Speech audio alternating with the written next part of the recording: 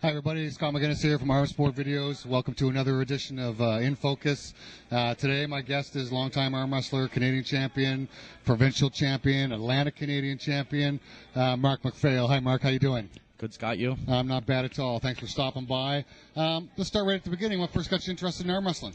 I guess to begin with, we always did it at our winter carnival in school growing up, and I did quite well in it right from a young age against other people my own age, actually, I think I was around 14, 15 years old. A friend of my father's was actually at the house with a Nova Scotia arm wrestling ball cap on. Okay. And this piqued my interest, and I said to him, where did you get it? And he told me it was at the tournament in Antigonish at the exhibition, the Eastern Shore exhibition. So that was all I needed, and I actually went and participated as a 15-year-old and won the 165-pound middleweight class. I think it was Perry Terrio in the final.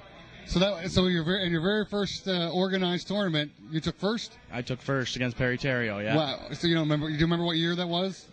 Just 91, 92. Really? Yeah. Wow, that's outstanding, because you often hear about stories where guys come out, they get their butt kicked and keep coming back. But that's pretty outstanding. You finished first in your very first organized tournament.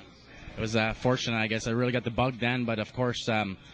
Between that period when I was 16 years old and 19 years old, I didn't compete at any organized tournaments due to the fact that I was always underage, and of course a lot of the tournaments being taken part in pubs and liquor licensed establishments.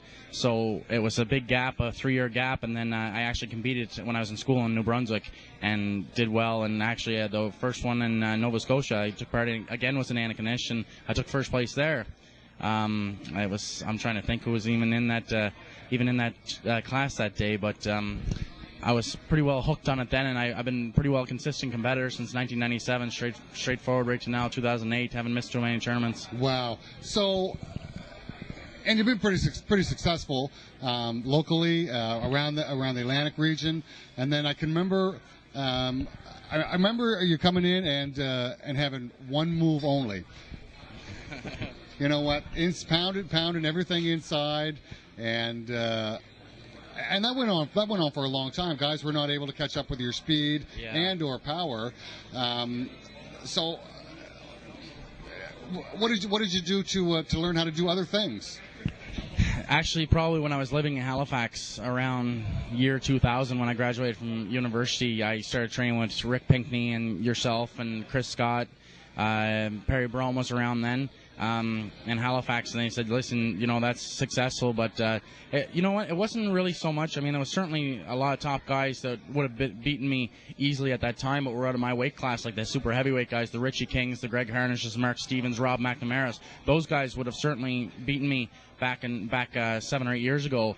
But even locally then, that move was still successful enough, but even Rick Pinkney was telling me, Mark, it's only going to take you so far, and that's exactly what it did. When I started going away to especially nationals, it was a real eye-opener, because you go up there and guys from Alberta and Ontario always had a strong team, went out there and they knew exactly how to counter the move that I was doing, and it was an eye-opener when you're used to doing so well, and then all of a sudden, hey, that doesn't work anymore.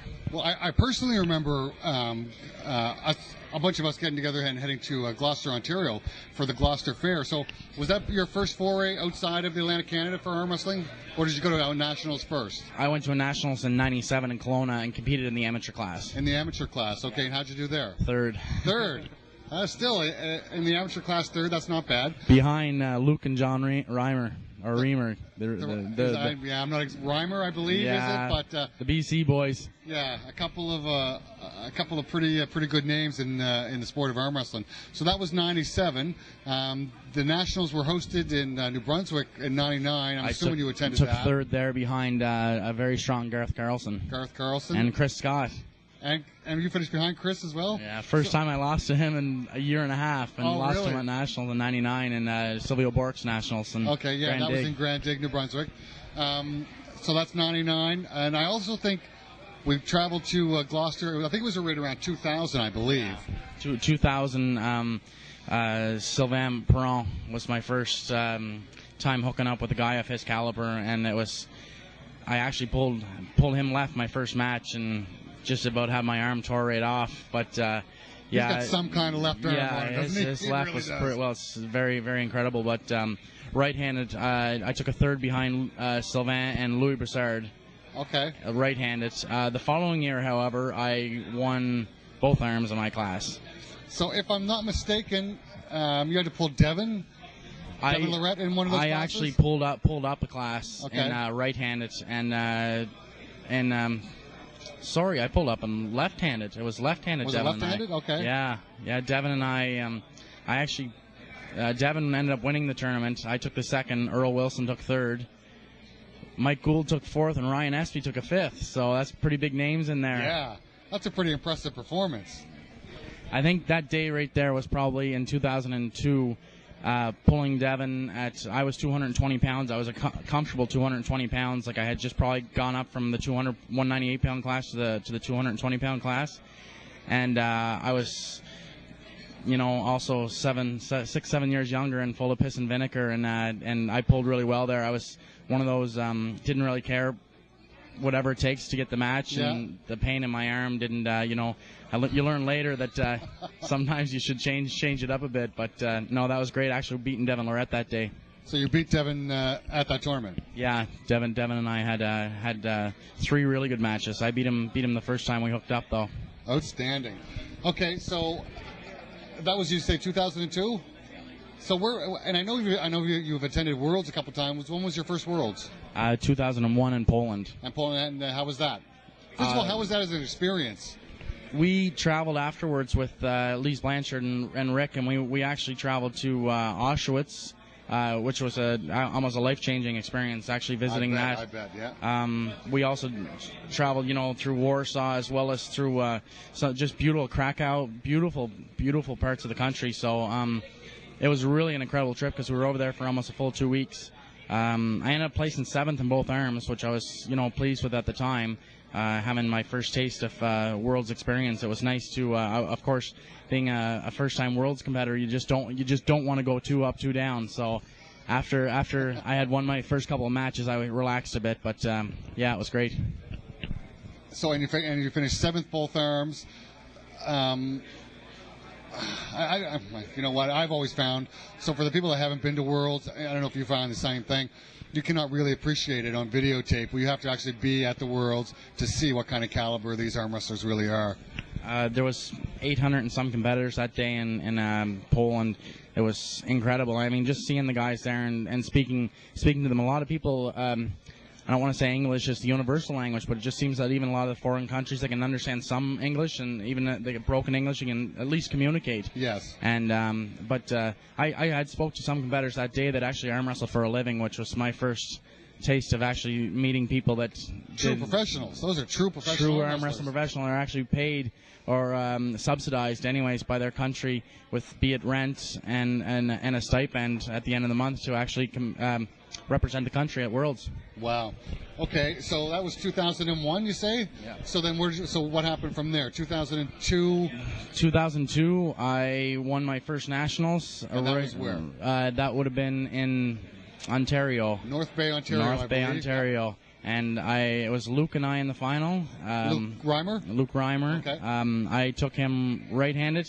He took second right. He won it left, and I took second left. Wow. So he was about a 210-pound puller there, and I was 220. So he was debating. He told me before he came whether he was going to go down in the 90-kilogram class, which he ended up doing the following years.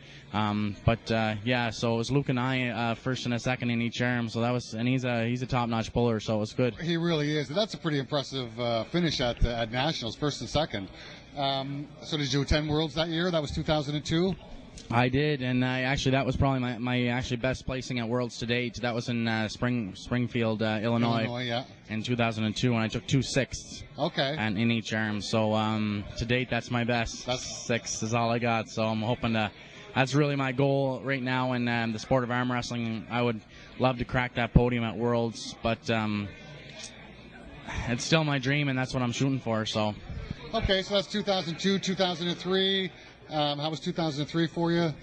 Mr. Perron from Quebec came out of retirement Sylvain, in 2003. okay. So Sylvain, I ended up taking 2 seconds to Sylvain at the Nationals in New Brunswick again. that Worlds was in Ottawa, Ontario. And I ended up cracking the top 10 in both arms. I don't really remember offhand. I think it was a 6th and maybe a 9th. Okay. And I actually placed better on my left there. But Sylvain, that's the year Sylvain got a 1st and a 2nd. Okay. So that's 2003. I don't know. Just give us a brief thing what you've done like over the past couple of years. We don't have to go through year by year. It's too hard to remember dates. Yeah, I know. 04, Winnipeg. I cracked. You know what? Winnipeg. I actually had an injury when going out there and didn't do very well. I think I maybe 4th and a 5th. Okay. That was my worst placings at a nationals. And actually 05, the preceding year, my son was born, Lucas, and that was a really hectic year with my wife taking time off, and she was only able to take 3 months off just due to her work. So a lot of the responsibility came over to me as well, plus finding a babysitter and this and that. So 05, I was still active locally, but I actually refereed our provincials and didn't compete at nationals in 05. But since then, I went on to in 06 win both arms in British Columbia. Competed in Manchester, 13th and 10th, I believe, or somewhere around there. It wasn't. Okay. I didn't crack the top 10 in last year. I didn't go to Worlds while placing at top 3, 2nd and a 3rd behind Anatoly from the Russian that immigrated to Canada. So, okay. He's a top-notch guy. I wish I had a again that match. But. Yeah. So locally for the past couple of years, you've been fairly dominant. The only guy that the only 2 guys that have been able to beat you have been Greg Harnish and Sean Ross. Yeah, and it's funny because I went. Greg had an injury in 2001. Greg and I in the provincial championships in the overall. He actually had his bicep torn and was actually off for a year, but then came back stronger than ever. It seems there was a period between 03. Even when he came back, I beat him a few times. There was a period of like 03, 04, and 05.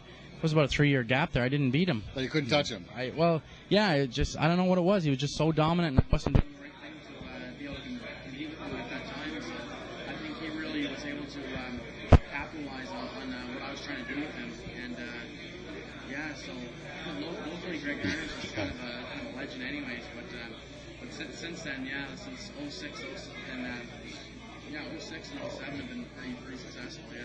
They've been pretty well. Well, you've got Arm Wrestler of the Year the past couple of years, and locally in Nova Scotia, and that's basically based on a points system. So for the most part, it's you've had a pretty good run the past couple of years here in Nova Scotia and Atlantically. Yeah, I've won Atlantics last several times, competing both arms, provincials, as well as winning Canadian Arm Wrestler Year for my 2nd time this past year, which was I was really pleased with that. That's quite an honor. You pretty well. My experience, anyways, I've won the award twice, and both years I've won it 02 and 07. I had a perfect year tournament-wise, winning each local tournament I entered, both arms. So it's a very hard thing to do. Geez, wow, yeah, that's pretty impressive. So, in amongst these years, so over and above your arm wrestling and your training, so you started competitive weightlifting as well, correct? Yeah, just exactly. I think it was in 05 that I kind of slacked off on arm wrestling a bit. I took up powerlifting. Okay, powerlifting. Yeah, okay. And I've been competing at a national level with bench pressing, particularly right now for going on my 3rd year right now. So what's your best placing bench press at the national level? I took 2nd last year okay. at my first nationals. And of course, everybody wants to know. So what's the number? What did you bench press?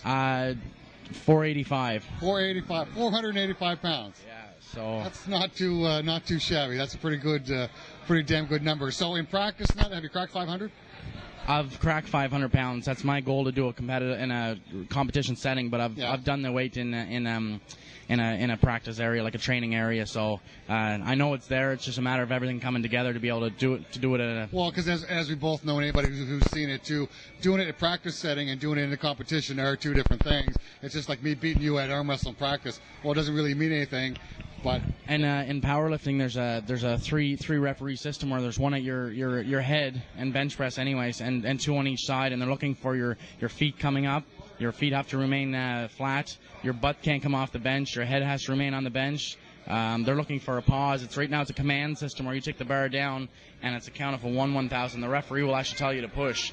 So it takes all the inertia. And for those guys out there, in the gym right now bouncing the weight off their chest. That's not how it's done in competition. So it takes a lot of poundage off when you got to take all that inertia away from yourself and pause it and then press it. I did not know. I knew there was the pause down at the bottom. I did not know that there was a referee's command before you got to push that weight back up again. Yeah. So that's way more difficult. It is. Even with the bench press suit on. I know I've heard different people say, oh, yeah, it's all the suit. Well, not once you stop. No, you stop. It takes a lot out. But there is a single-ply shirt that the Canadian Powerlifting Union allows competitors to lift with. Okay. There's other federations around that allow double-ply and Kevlar and different shirts like that. But in my experience, the shirt probably aids me in about 50 to 60 pounds probably in my bench right now. Really? Yeah, so I'm hovering around the 500 mark with the shirt on and around the 420, 430 pound mark, and that's taking it down too when pausing and pushing. That's not bouncing it off my chest. So. Okay. So as you're training, has competing powerlifting helped your arm wrestling career, or do you find it's hurt it a little bit? Or made no difference, you think? I think they complement each other quite well in the fact that it's just the competitive spirit of the sport. You're always trying to better yourself and continue to do well if you're being successful to begin with. But power training is power training. Arm wrestling is a power sport, and I find benching obviously is a power sport. But I think they definitely complement each other. And one of the key reasons why I really didn't bite into powerlifting in a big way with the 3-lift, with the deadlift and squat as well, is because I'm pretty leery of my back. I had back injuries, as many young men have, and lifting weights over the years, and pretty reluctant to put that much time and effort into training to become a competitive 3-lift powerlifter right now, Yeah. plus my arm wrestling. So, I mean, last year I competed at 17 tournaments over the year, so I was, that's pretty busy when you got a 2-year-old at home and a wife and a full-time job. So it's that is 17 tournaments in 1 year. That's a few tournaments. Yeah. That's both powerlifting and arm wrestling. So I mean, there's people that do more, but also they don't really have too many commitments in their families. So there's a lot on my plate, and I probably I was told we're expecting our second child this year by my wife. That I won't want any more again. So right now that your wife Joan is pregnant, is this the? Yeah, she's doing May now. So. You heard it here first, folks. I don't know who else knows this, but now the whole world may know. She's doing when? She's doing May now. Wow, outstanding.